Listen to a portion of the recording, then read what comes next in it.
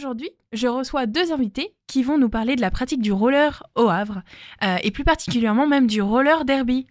Magali et Boilem vont donc nous parler aujourd'hui de cette pratique. Bonjour à vous deux. Bonjour tout le monde. Bonjour, salut Lucie. Est-ce que pour commencer, vous pourriez nous parler un peu de votre lien à chacun dans cette pratique du roller ? Alors pour ma part, moi je fais du roller depuis que je suis gamine. Quand il a fallu que je me mette au sport, j'ai voulu trouver un vrai sport, mais à base de roller, parce que le reste je n'aime pas trop. Et donc il s'est trouvé qu'il y avait une équipe de roller derby sur le Havre qui avait été créée l'année juste avant où j'ai voulu me mettre au sport. Et donc du coup j'ai intégré cette équipe. J'ai rejoint une association sur le Havre de roller loisirs. J'ai passé un diplôme professionnel, un CQP, qui me permet d'encadrer et surtout d'encadrer au-delà de la partie bénévolat, donc être rémunéré, pouvoir travailler dans les écoles et vraiment développer la pratique du roller en tout genre. J'étais parti moi à la base sur du roller en ligne. Et j'ai voulu aussi développer cet aspect-là du roller, c'est-à-dire essayer de voir autre chose. Et je me suis rapproché du coup du Havre Roller Derby pour voir un peu ce que c'était que le derby. Et depuis, j'ai vraiment adoré ce que j'ai vu et j'en suis devenu membre.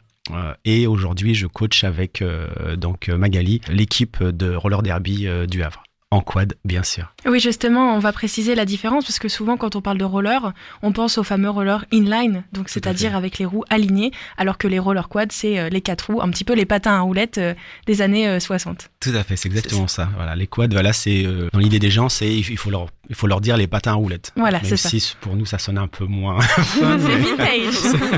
Exactement, ça, vraiment vintage. Pour rappel, qu'est-ce que c'est le roller derby ? Alors le roller derby, c'est un sport de contact à roller. Donc pour rappel, le but du jeu, en fait, on tourne autour d'une piste ovale. Donc ça se joue à 5 contre 5. Dans chaque équipe, il y a une attaquante qu'on appelle la jammeuse ou le jammer quand c'est un homme. Et on retrouve 4 bloqueurs ou bloqueuses, donc eux qui vont être là pour défendre le jeu, pour empêcher le jammer ou jammeuse adverse de les dépasser et pour essayer aussi de favoriser le passage de leur propre jammer ou jammeuse, du coup, en faisant du contact, des blocages envers les bloqueurs et jammers adverses. Donc c'est un jeu qui se joue sur 1 heure, 2 mi-temps d'une demi-heure, et ces mi-temps-là vont être décomposés en plusieurs petites phases de jeu qu'on appelle des jams, qui vont durer 2 minutes maximum. Donc en gros, toutes les 2 minutes, on va changer les 5 joueurs qui sont sur le terrain. Faut avoir de la poussée, faut avoir le cardio, faut savoir tomber, se relever, repartir aussitôt. Donc c'est pas mal technique. Après, c'est un sport de contact, mais c'est pas non plus un sport violent, parce qu'il y a énormément de contacts les plus dangereux qui vont être interdits. On n'a pas le droit de coup à la tête, pas le droit de coup dans le dos, on peut pas faire de croche-pied, tous les coups en dessous des genoux sont interdits. Donc ça reste quand même très encadré. Puis on a toutes les protèques, le casque, les protège-dents, donc on se fait pas trop mal. On se défoule, mais on se fait pas trop mal. Oui, c'est quand même un sport, faut se donner, en fait, c'est très dynamique. C'est ça. Il y a quand même des coups. Ah oui, il y a quand même des coups. C'est aussi pour ça qu'on le fait. Sinon, je crois que s'il y avait pas de coups, on s'amuserait moins. On se défoule. C'est ça défoule, ça détend, ça fait tellement de bien. Et puis on s'amuse surtout. Parce que là, on voit bien dans l'équipe, la plupart des gens sont pas forcément des gens sportifs. Mais une fois qu'on est monté sur les patins, que ça commence à bouger un peu, ça y est, tout le monde s'amuse, tout le monde s'éclate et c'est super. Justement, dans le roller derby, il y a vraiment cette idée de cohésion d'équipe. Vous avez tous des surnoms. Vous n'utilisez pas vos prénoms, donc il y a qu'on appelle les derby names. Il y a tout un univers en fait. C'est pas juste un sport, c'est tout un univers autour. C'est ça. Une passion au final. Exactement. Oui, c'est vrai que c'est un univers qui est assez soudé, que ce soit dans une propre équipe ou même envers les autres ligues. Parce que vu que c'est un sport qui est quand même assez récent, la plupart des équipes qui sont montées, c'est des petites associations. Chacun se débrouille tout seul. En général, c'est quelqu'un de l'équipe qui coach. Moi, j'ai été coach pendant pas mal d'années. Là, heureusement, il y a Boilem qui arrive pour me relayer un petit peu, ce qui va me permettre moi de m'entraîner un peu plus. C'est beaucoup d'entraide, de solidarité. Donc c'est des valeurs assez sympas à défendre, quoi. C'est familial. Exactement, vraiment ça. Par exemple, on a pu l'année dernière s'entraîner, parce que là c'était vraiment des entraînements, pour se perfectionner techniquement et avec des équipes extérieures. celle de Rouen. Donc voilà, ça permet d'échanger, de progresser un peu différemment. Et puis de pouvoir aussi s'entraîner à faire des matchs, parce que bon, quand on est juste entre nous, entre l'équipe, bon bah les matchs, on se connaît tous, on connaît nos points forts, nos faiblesses. Là, de s'attaquer à des équipes un peu différentes, voilà, ça permet d'avoir un petit peu de surprise dans le jeu. Là, bah, cette année, bon, c'est pas de bol. Il y a eu une petite maladie, un petit virus qui a traîné, qui nous a empêché de faire plein de trucs. Mais par exemple, cette année, on devait se réinscrire au championnat de France en se mixant avec l'équipe de Rouen. Parce que nous, dans notre équipe, on avait pas assez de monde pour pouvoir présenter une équipe. Dans la leur, il leur manquait quelques personnes aussi.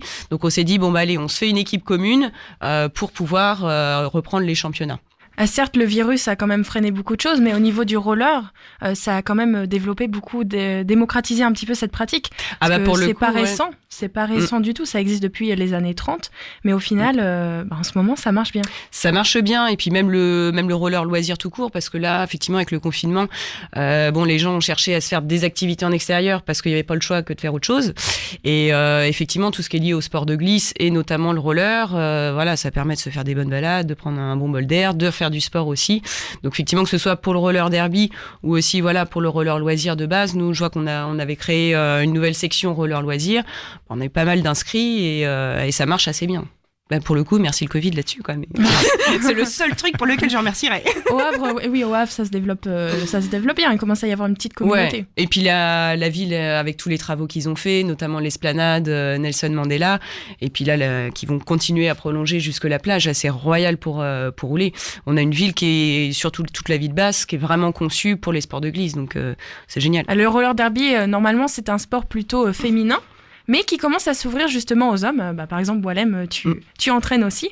Est-ce que c'est une discipline qui permet un peu une certaine parité ? On peut parler de parité dans certains types de sports, mais là, c'est vraiment pas toujours le cas. Et là, pour le coup, au niveau du roller derby, c'est quand même la tendance, elle est vraiment inverse.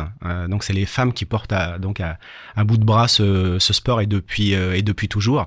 Aujourd'hui, c'est vrai que ça s'est ouvert. Parce que du coup, les femmes, pour le coup, ont été plus intelligentes que nous. Elles ont ouvert on avait besoin d'eux pour l'arbitrage au départ. Elles ont ouvert leurs portes à la jante masculine. Et on rentre doucement dans ce sport, on le découvre, on l'apprécie et on essaie de le développer. Alors, il peut parfois y avoir des équipes mixtes, donc, ou tout du moins des matchs mixtes, hommes et femmes, pendant la phase de jeu. Mais de manière générale, surtout dans les championnats, ça reste des femmes avec des femmes et des hommes avec des hommes. Ça vient progressivement au niveau de la jante masculine, mais pas encore suffisamment. Là, par exemple, sur le Havre, on peut pas ouvrir. Les hommes, ils ont peur au Havre. On n'a pas assez de. Du coup, il n'y a pas assez de monde. On manque de garçons. Ouais, c'est une pratique qui est comme l'expliquait Jaja tout à l'heure, c'est une pratique qui est quand même super technique. Faut pas croire que c'est juste donner des coups, très loin de là. C'est vraiment super technique. Il faut assurer autant sur les patins que sur le positionnement, que sur la stratégie, etc. Écouter les autres. C'est vrai que c'est vrai qu'il y a énormément d'écoute. Plus les garçons, c'est vrai que ça commence à se développer pas mal. Ouais. Le roller derby, il y a quand même pas mal de ligues masculines un petit peu partout en France. À Rouen, par exemple, ils en ont une. Ouais. Ils ont réussi à monter leur équipe. Il y a des championnats de France qui se sont montés aussi pour les hommes. Et puis, comme disait Walem, il y a beaucoup d'équipes qui jouent en mixte, ou même des petits matchs amicaux, des choses comme ça, où tout le monde y va. Et en fait, quand on maîtrise bien son patinage, qu'on connaît le jeu, qu'on a la tactique, les techniques en tête, ça se fait tout seul. Enfin, moi, ça m'est arrivé de jouer en mixte. J'ai pas vu trop de différence par rapport à un match exclusivement féminin, quoi. C'est pas mal. Il y a des différences de gabarit et autres, donc c'est plutôt intéressant. C'est ça le cœur du sport, c'est vraiment l'égalité. Y a pas on regarde pas justement. C'est ça, il y a pas de clivage homme-femme. Même si effectivement à la base c'est un sport plutôt féminin, mais ouais, ce serait bien qu'à terme il y ait de plus en plus de mecs parce que voilà, c'est plus enrichissant de jouer tous ensemble. Mais pas seulement, il y a un message vraiment de tolérance. Oui. Dans le roller derby, très ouvert. Il y a énormément de combats pour. Il y a eu beaucoup. Toutes les causes. C'est vraiment il y a de la place pour tout le monde. C'est ça. C'est surtout ça. Et justement, le fait d'avoir des gabarits différents, des grands, des petits, des mecs, des gros, c'est vraiment une richesse pour notre jeu parce que stratégiquement, suivant le poste qu'on va avoir, le fait d'être petit va permettre de s'aufiler, le fait d'être grand et bien carré, ça va permettre de bien bloquer les adversaires. Donc voilà, on va retrouver, suivant les spécificités de chacun, ça va à chaque fois apporter quelque chose au jeu. D'ailleurs, on n'a pas besoin d'être un grand sportif pour s'y mettre. Pas du tout. Moi, par exemple, à part que je faisais déjà du roller, mais quand je me suis mis au sport, j'avais pas fait de sport depuis le collège, je crois. Donc, et même aujourd'hui, je déteste faire du sport, mais quand je suis là-dessus, et c'est ce que c'est dans ce sport-là, c'est ce que beaucoup de gens disent, c'est qu'on n'a pas l'impression de faire du sport parce que on s'éclate, on s'amuse. C'est ça la beauté du roller, c'est que même en dehors du derby, on enfile des rollers, il suffit de trouver son équilibre, mais après... C'est ça, après ça va tout seul, puis ça muscle tout le corps, vu qu'on est obligé d'être gainé tout le temps, donc... Il n'y a pas besoin d'être un grand sportif. C'est ça. À la base, pas du tout. D'ailleurs, on était parti d'un constat avec Magali, c'est que au niveau du roller derby, il y avait une partie importante d'apprentissage technique. Mais ça peut être aussi juste pour le loisir. Petit à petit, on est arrivé à se dire il faudrait vraiment créer une section pour toutes celles et ceux qui veulent venir dans l'assaut, le Havre Roller Derby, pour pouvoir pratiquer le roller sans pour autant être obligé de faire du roller derby. C'est ça, oui, parce que le contact, ça peut rebuter quelques gens. Parfois, ça fait peur, etc. Donc, du coup, on a créé la section Le Havre Roller Loisirs, qui justement permet d'accueillir un public vraiment... c'est vraiment ouvert. C'est ça, les enfants, les adultes. Parce que nous, au roller derby, on prend pas encore les enfants en dessous de 16 ans, par exemple. Donc là, ça permet du coup de pouvoir donner aussi des cours pour les enfants de tout âge, garçons, filles. C'est vraiment que pour du loisir. Le but étant de leur apprendre à maîtriser leur roller, de pouvoir rouler en toute sécurité pour eux comme pour les autres. Savoir rouler en sécurité pour soi, c'est éviter de tomber et de se faire mal. Et pour les autres, les gens ne sont pas des poteaux. Donc, et faut pas oublier non plus la partie aussi, il y a une partie aussi intéressante derrière qui est la partie écologique. Le roller, c'est quand même un moyen de transport, ce qu'on appelle les déplacements doux. Et ça, c'est aussi très porteur. En ce moment, on en a tous besoin. On se rend compte de la nécessité. C'est vraiment un outil assez extraordinaire. Ouais. Vous nous avez parlé donc de cette communauté de roller en herbe, mais vous faites aussi des initiations souvent l'été, que ce soit roller balade ou roller derby. Absolument, oui. Puis donc, je pense qu'on va recommencer cet été, parce que d'habitude ça marche bien, donc il n'y a pas de raison qu'on arrête. Et donc c'est OK Southampton. Exactement. Tout à fait. Au niveau de l'esplanade, la Catène, c'est vraiment un espace vraiment fait pour l'église. C'est conçu pour. On rencontre énormément de gens sur place, tout le monde se côtoie. Donc ça va vraiment apporter un souffle super intéressant à notre pratique. Ouais. Donc là, si on a vraiment envie de s'inscrire, comment on peut s'inscrire au roller derby ? Il y a plusieurs temps quand même pour pouvoir pratiquer. Mais voilà, tout le monde peut venir, peu importe son niveau.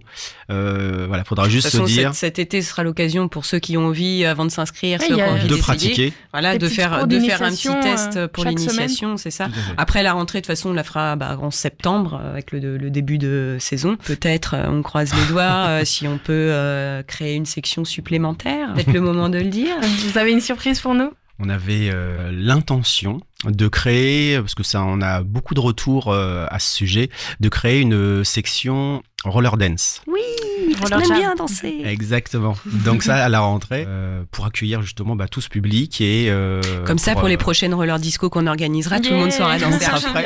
À Tourneville, justement, au Tetris. Exactement, juste à côté chez vous. Ouais. Donc il faut absolument vous suivre sur les réseaux sociaux parce qu'il se passe plein de choses. C'est ça. On a plein de trucs en perspective. On espère, si le FIS est maintenu au mois d'août, on devrait y être, avoir notre petit stand. Et le 11 septembre, on sera aussi présent sur le forum des associations. Et puis là, on est en train de préparer, on est sur un gros projet depuis l'année dernière, avec les autres associations de glisse havraise, pour montrer aux Havrais qu'il y a pas mal d'associations différentes pour des sports différents, pour faire une grosse fête de la glisse des assos sur l'esplanade Mandela. Donc, normalement, ça devrait se faire, si tout va bien, le 18 septembre. Donc quand on sera un petit peu plus sûr que tout sera mis, on refera des annonces là-dessus. Mais voilà, je vous l'annonce en exclusivité. Exclusivité sur c'est cadeau. Merci. faut rappeler que la ville du Havre nous aide sur ce projet. Ils sont donc partenaires. Oui, c'est parti d'un appel à projet que la ville avait lancé et auquel on a répondu. Alors au départ, on y avait répondu parce que nous, notre rêve, c'est de faire un match de roller derby sur l'esplanade. Ah, ça serait magnifique. Et puis, une fois qu'ils ont dit oui pour le match, on s'est dit on essaie de faire un gros truc avec les autres assos parce que le FIS, c'est bien, effectivement, les assos havrais sont là, mais ça nous laisse pas vraiment l'opportunité à chacun de montrer vraiment nos sports, de faire des initiations aux gens, de faire des démonstrations, des choses comme ça. Donc là, voilà, on s'est dit, on se prend une journée dédiée pour nous où on va pouvoir vraiment montrer et faire essayer aux gens nos sports.